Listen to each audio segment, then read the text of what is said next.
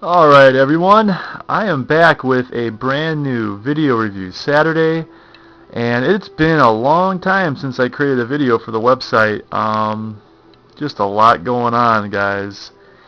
And I actually got a few messages asking, hey, when are you doing a new video? And it's been super busy. But I figured tonight I'd put something together for everyone to see. Now, today's video is going to be on a figure, which I almost never do videos on figures because I don't own a lot of them at all. But this particular figure I bought back in 2009 when the new movie was coming out.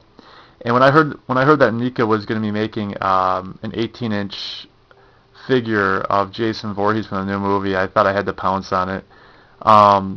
And I was not disappointed when I got it. Now, I know that there's probably a million review videos on this figure in the last couple years, but I figured I'd throw my 2 cents in there and upload it to the site so everyone could take a look at it. I guess we'll start off with just doing a quick comparison. If you can kind of get the shot, this is the regular 7-inch figure of Part 2, Jason, and then there's the 18-inch figure, so you can get an idea of the difference in the scale and size of the figures. The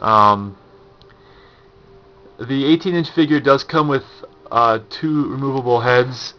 I actually display my Jason from 2009 with the sack head, just because I think it looks more menacing. Especially in the film, I actually had hoped that they kept the this on Jason longer in the film. I think even Damian Shannon and Mark Swift mentioned that in an interview one time, that they actually had written in that Jason wore that for, I think it was something like 3/4 of the film, but execs at the studio wanted to get that hockey mask in the movie. So, but yeah, so you have that head, and then you also have the one with the hockey mask. And the funny thing about this one here is when you pull, the hockey mask is removable from this head, but when you remove the hockey mask off, all the strands of hair that are on here are actually attached to the leather straps of the hockey mask. When you pull the hockey mask off, the strands of hair go with it. Actually, I'll do that now so you guys can see. I'll try to do it one-handed. It ain't easy.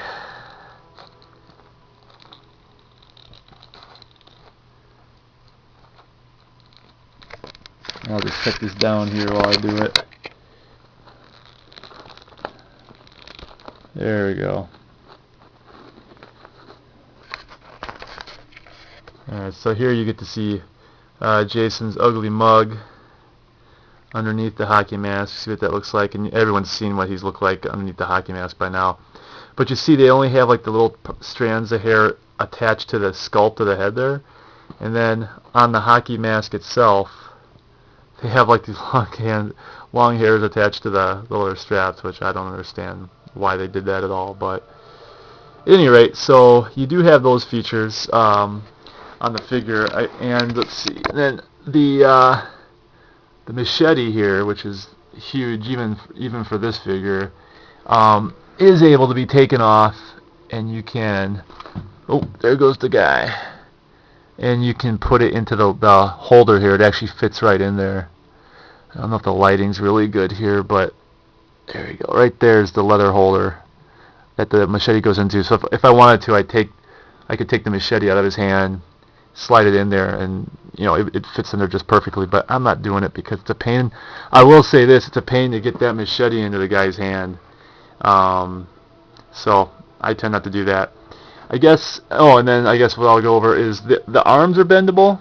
They have a few joints here to kind of maneuver the forearm this way. But I don't think there's any. Oh yeah, the hands do have the joints to swing around, and of course you can move it up here at the shoulder. Other than that, though, there are no bendable points. The legs do not have any joints at all. The hip doesn't have any joints at all. You can pull the head off, and there's a ball joint there, so you can actually swivel the head around easier to kind of look one way or another. And then So this part, the legs and everything on the figure itself, are made of like a resin, but the jacket, oh, and the shirt's resin too. It's a hard resin, but the jacket itself is actually like a kind of a rubbery material, so you can actually fold out the jacket side to side, and on the back of the figure you actually get the flaps can actually be pushed around as well. So, but at any rate, so that is the NECA 2009 release of Jason Voorhees from Friday the 13th, 2009. And at the time I picked this up for $35, which I think is a pretty good price for a figure of this size. Now I think you can probably get it for almost the same price. I don't think it's much more expensive. I mean, maybe it is by $10 or maybe $15 depending on where you buy it from. But that's it for this today, guys. I am going to try to get back on track and be more consistent with these video reviews. But like I said, a lot of other things going on the site right now, and it's been pretty hectic. I will say there's a couple things coming up on the website. There's the contest right now for an autographed copy of Kane Hodder's book Unmasked and the companion piece The Killer and I. That one's running for the next few weeks. Make sure you guys get in there and put your entry in. All you gotta do is just enter some comments in the comment section of that post on what your favorite Kane Hodder movie is. Also, I caught wind of some cool things that are happening. I promised to have a big update on the Havoc games and Unleaded games new Friday the 13th video game that they've been working on. That you've seen updates on that as well. I got a big update coming, big story for that one, hopefully pretty soon. Very interesting news on something that might be auctioned off. That's all I'm going to say. I hope it happens. I think everyone will be pretty excited about it.